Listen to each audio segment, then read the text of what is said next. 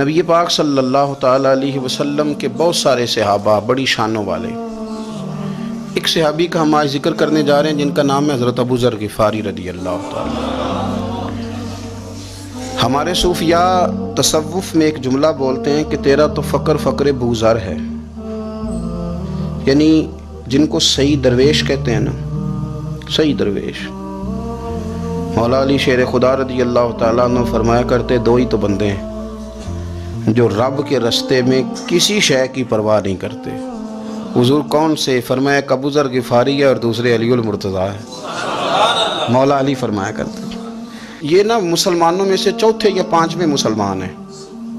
شروع سے ایک سلیم الطبع آدمی، کچھ لوگ طبعاً بڑے نفیس ہوتے ہیں، طبعاً ہی اللہ کی طرف سے شروع سے ہی۔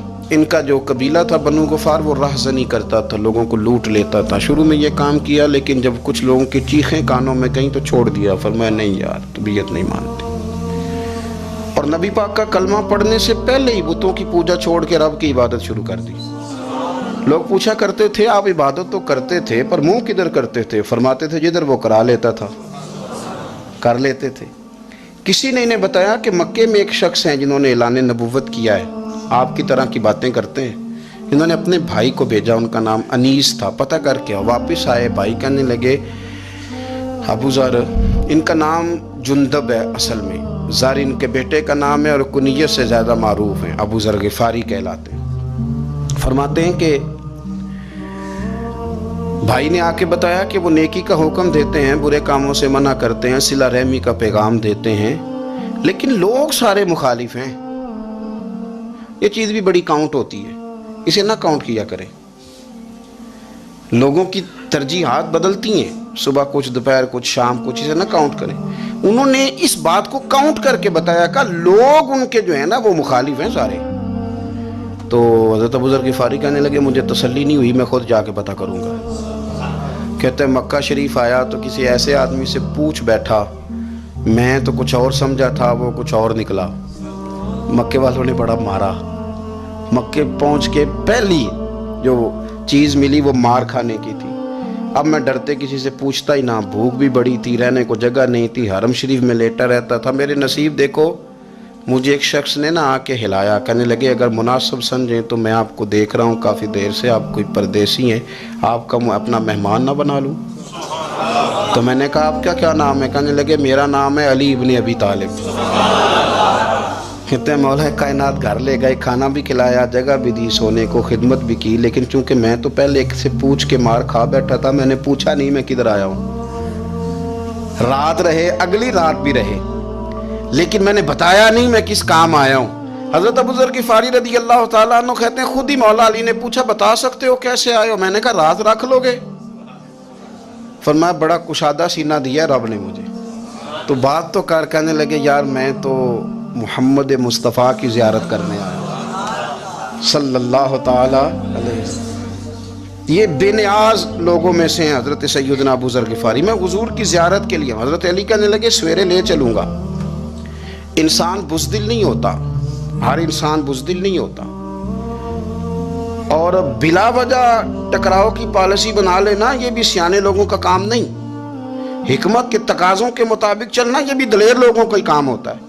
حضرت مولا علی کہنے لگے صبح لے کے چلوں گا پر حالات ٹھیک نہیں، شرارتی لوگ ہر جگہ ہوتے ہیں، اگر کوئی شرارتیوں کا ٹولہ ملا نا جو کھڑا ہوگا جاسوسی کرنے کے لیے کہ حضور کی طرف کون کون جا رہا ہے تو میں نیچے جھکوں گا جوتے کا تسمہ ٹھیک کرنے کے لیے، لیکن آپ نے نہیں کھڑے ہونا، آپ نے چلتے رہنا ہے تاکہ کسی کو شک نہ ہو۔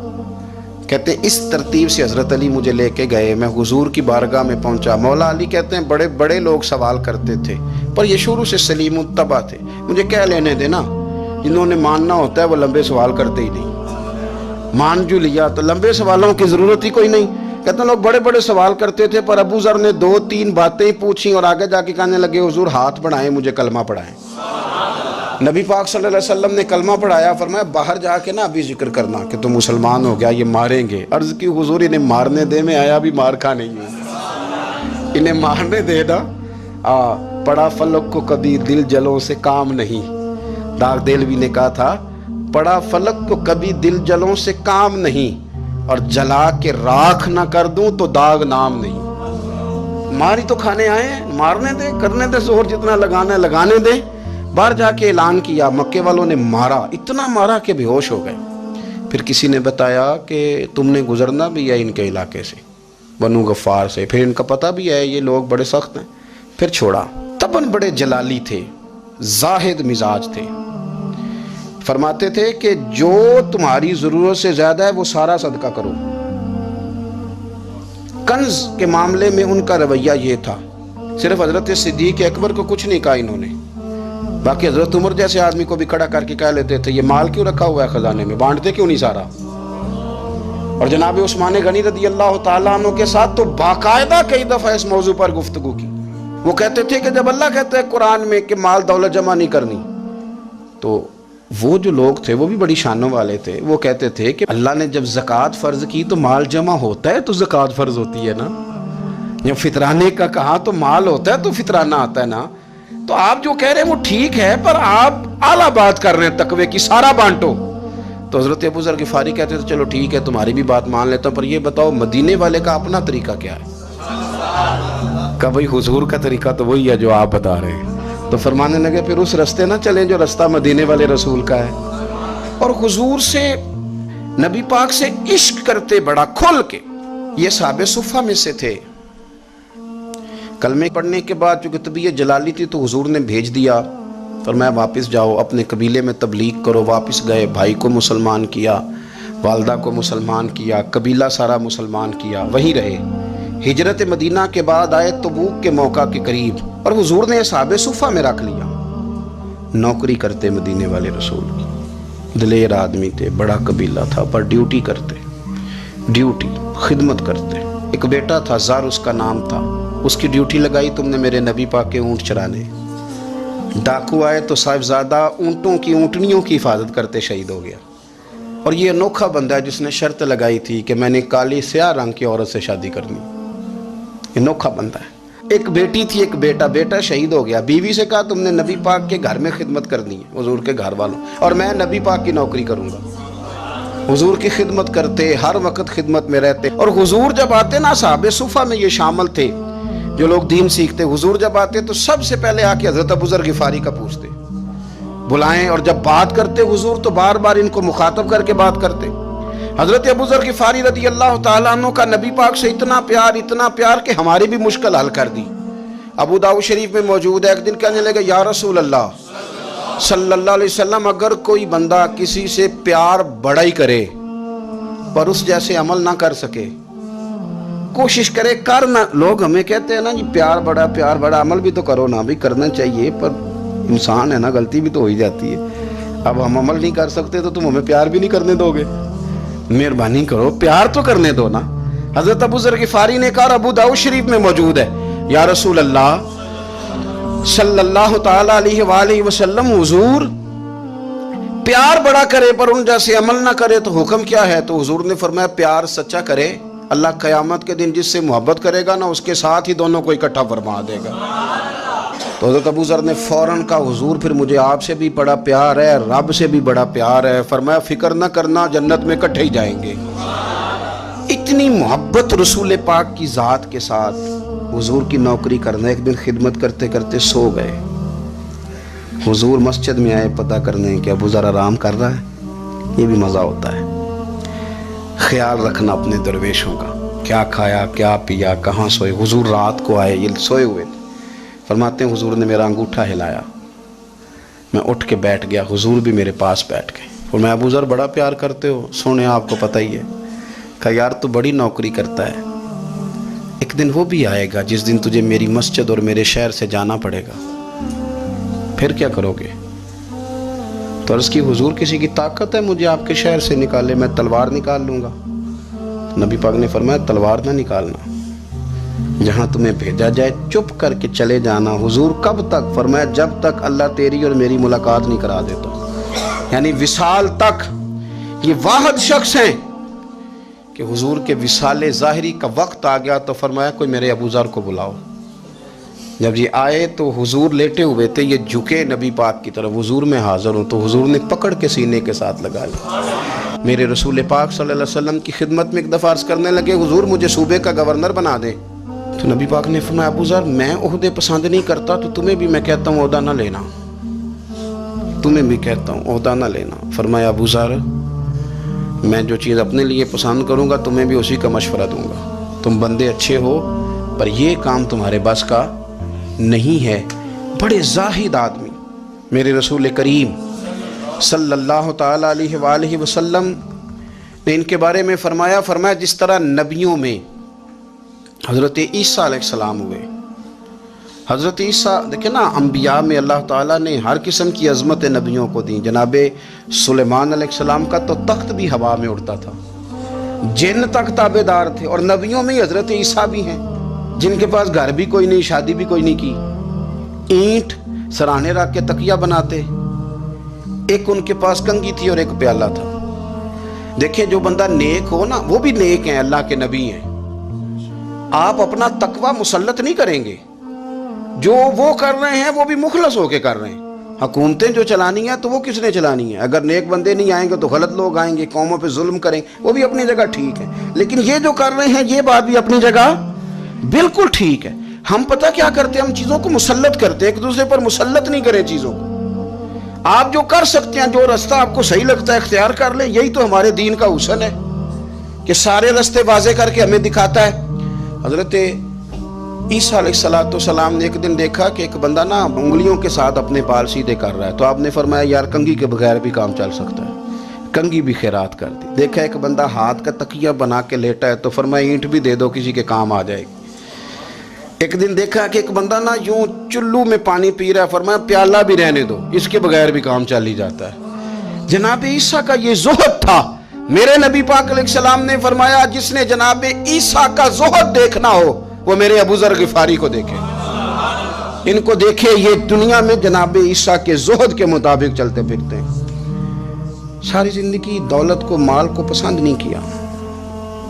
جہاں رہتے تھے ایک گورنر صاحب نے 300 دینار تحفے میں بھیجے، تو ایک ہوتا ہے نا بندہ کہتا نہیں نہیں ضرورت نہیں، اور حضور سید عالم صلی اللہ علیہ وسلم نے حضرت عمر سے فرمایا تھا جو خود بخود آ جائے وہ قبول کر لو اللہ کی طرف سے، لیکن ان کا رنگ فقیری والا تھا اور تھوڑا انوکھا تھا۔ 300 دینار آئے تو فرمانے لگے اسے جا کے کہو تمہیں کوئی اور بندہ نہیں ملا دھوکہ دینے کے لیے، میرے گھر ہی مال بھیج دیا ہے۔ فرمانے لگے میرے پاس گدھا ہے سواری کرنے کے لیے، میرے پاس بکریاں ہیں دودھ پینے کے لیے، میرے پاس ایک چادر اضافی ہے سامان میں سے، میں تو ڈرتا ہوں کہ رب کہیں اس چادر کے بارے میں سوال نہ پوچھ لے، اور تم ہو کہ میرے پاس یہ لے کے آئے ہو۔ حضرت عثمان غنی کے پاس جا کے کہا کرتے کتنا لوگوں کے پاس پیسہ آ گیا ہے، ہر بندے کے گھر میں مال ہے، یہ کیا ہو رہا ہے، لوگوں سے کہیں خرچ کریں غریبوں پہ۔ عثمان غنی فرمانے لگے تمہیں تو خوش ہونا چاہیے کہ میرے دور میں لوگ خوشحال ہو گئے۔ آپ فرمانے لگے نہیں، وہ والا رنگ زیادہ بہتر ہے جو مدینے والے نے اختیار فرمایا ہے، کیونکہ کچا رنگ للاری والا چڑھدا تے لیندا رہندا عشق تیرے دا رنگ محمد، جدوں چڑھ جائے پھر نہیں لیندے۔ آپ کی طبیعت کے اندر دولت سے بیزاری، حضرت ابو درداء، حضرت ابو موسیٰ اشعری، حضرت ابو ہریرہ رضی اللہ تعالیٰ عنہ، یہ سمجھ لیں ان کے کلاس فیلو تھے، ان کے ساتھ پڑھا تھا انہوں نے۔ حضرت ابو ذر غفاری ان پر بھی جلال کرتے ہیں۔ آپ یقین کریں کہ طبیعت نا ایسے کیف میں آ گئی ان کو پڑھ کے، ان کو پڑھا جب کچھ دنوں سے تو کچھ انوکھا، یہ انوکھی وجہ ہے، سارے زمانے سے نرالے ہیں، یہ بندے کون سی بستی کے یار اب رہنے والے ہیں، یہ کس طرح کے لوگ ہیں، کیا سوچ ہے۔ حضرت ابو درداء رضی اللہ تعالیٰ عنہ کے گھر کے قریب سے گزرے تو حضرت ابو درداء مکان بنا رہے تھے، کیا جملہ کہا، تڑپ گئی روح۔ فرمانے لگے ابو درداء تجھ سے مجھے یہ امید نہیں تھی یار۔ فرمایا کیا ہوا؟ فرمانے لگے اب تیرا مکان بنانے کے لیے بھی اللہ کے بندوں کی پشتوں پر اینٹیں رکھی جائیں گی، تیرا مکان بنانے کے لیے رب کے بندوں کی پشتوں پر اینٹیں تیرے لیے۔ حضرت ابو درداء نے گردن جھکا لی، فرمایا یار جہاں تو ہے نا تو بالکل ہی ٹھیک کہتا ہے۔ کیوں؟ میرے نبی پاک صلی اللہ علیہ وسلم نے فرمایا اس زمین کے اوپر اور آسمان کے نیچے ابو ذر غفاری سے سچا بندہ کوئی نہیں، ان سے زیادہ سچا کوئی نہیں۔ فرمایا تو ٹھیک کہتا ہے یار، صحیح کہتا ہے۔ حضرت ابو موسیٰ اشعری رضی اللہ تعالیٰ عنہ کو گورنر بنا دیا گیا عراق کا۔ اب حضرت ابو موسیٰ اشعری صحابہ میں ایک بڑے جلیل القدر صحابی ہیں، اور ان کی عظمتیں، رفتیں، بلندیاں کیا کہنا. بڑی گہری دوستی تھی. لیکن جب وہ گورنر بن گئے نا تو آپ نے فرمایا بس بھائی اب تو نے عہدہ لے لیا ہے، یہ بندے کو ٹھیک نہیں رہنے دیتی چیزیں، اب تو عہدے میں چلا گیا. بڑی مدت کے بعد ملاقات ہوئی حضرت ابو موسیٰ اشعری کے ساتھ. وہ دوڑ کے آئے حضرت ابو ذر غفاری کے گلے ملنے، میرا بھائی میرا بھائی. فرمایا پیچھے ہٹ جا، میں نہیں تیرا بھائی، تو گورنر ہے، میں غریب آدمی ہوں، اپنا کام کر. پھر دوڑ کے آئے، فرمایا ابو ذر تو میرا بھائی ہے یار، اکٹھے پڑھتے تھے حضور. فرمایا نہیں جا تو نہیں میرا. پھر آئے. جانتے تھے نا یہ سچا بندہ ہے، یہ سچا بندہ ہے، یہ تقریروں والا نہیں، صرف وعظوں والا نہیں، اس کے اندر بھی بڑی سچائی ہے. قریب آئے، آ کے کہا یار تو میرا بھائی ہے، میرے سینے لاگ. فرمانے لگے تو تیسری بار آیا ہے، مومن ہے، میں منہ نہیں موڑ سکتا، پر پہلے مجھے بتا گورنر بننے کے بعد تو نے مکان کتنے بنائے، باغ کتنے لگائے، چکیاں کتنی لگائیں، کتنے تو نے چیزیں بنائی ہیں، پہلے بتا. تو حضرت ابو موسیٰ اشعری نے ان کا ہاتھ پکڑا، رونے لگے. کہنے لگے جس محبوب سے تو نے تربیت لی ہے میں بھی انہی کا نوکر ہوں. جن کپڑوں میں عراق گیا تھا میرے ہاتھ بھی وہی ہیں. یار کیا بات کرتا ہے تو، میرے وہی ہیں. مجھے بتا اگر یہ عہدے خدمت کے ہم نہیں لیں گے تو پھر کیا ظالموں کو دیں گے، غیروں کو دیں گے؟ نہ کر، کچھ نہیں بنایا.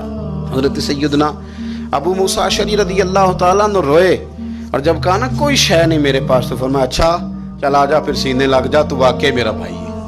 پھر حضرت ابو ذر غفاری نے محبت فرمائی. وہ درویشی، وہ فقیری، وہ سادگی، وہ نورانیت، وہ دل کے ساتھ اندر. ہمارے تو بہت سارے لوگ ہیں جو کہتے ہو کہاں لے جانا ہے مال، کیا ضرورت ہے مال کی، ہر وقت مال کی مخالفت کرتے ہیں. لیکن دل ان کا کہتا ہے کہ آئے صحیح، کسی طریقے سے پہنچے صحیح. حضور نے فرمایا بعض لوگوں کی زبانیں شہد سے زیادہ میٹھی، دل بھیڑیے سے زیادہ خطرناک.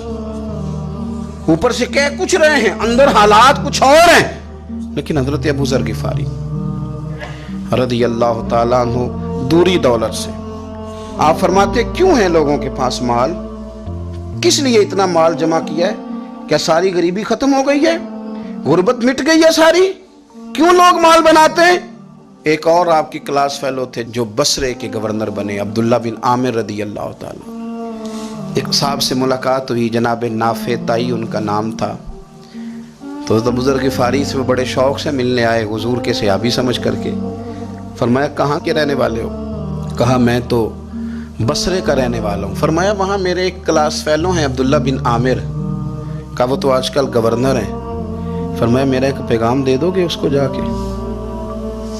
کہا حضور دے دوں گا. فرمایا اس سے جا کے کہنا تو گورنر بن کے بھی زندہ ہی ہے، اور میں پانی کا پیالہ پیتا ہوں، کھجور کھاتا ہوں اور رب کی عبادت کرتا ہوں، میں بھی تو زندہ ہی ہوں نا، تو بھی زندہ ہی ہے، اس سے آگے کچھ نہیں ہے. اور میں کھجور کھاتا ہوں، پانی کا پیالہ پیتا ہوں، میں بھی تو زندہ ہوں نا.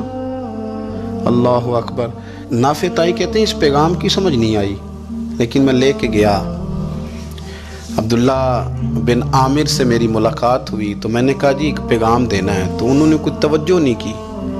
جب میں نے بتایا نا کہ حضرت ابو ذر غفاری کا پیغام ہے تو ان دونوں آنکھیں کھول دی. کہنے لگے جلدی بتاؤ انہوں نے کیا کہا ہے.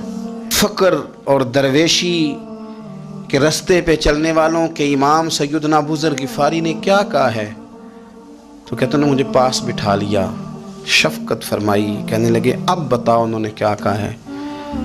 تو عرض کرنے لگے انہوں نے کہا ہے کہ تو گورنر ہے، تو بھی زندہ ہے، اور میں کھجور کھاتا ہوں، پانی پیتا ہوں، رب کو یاد کرتا ہوں، میں بھی تو زندہ ہی ہوں نا.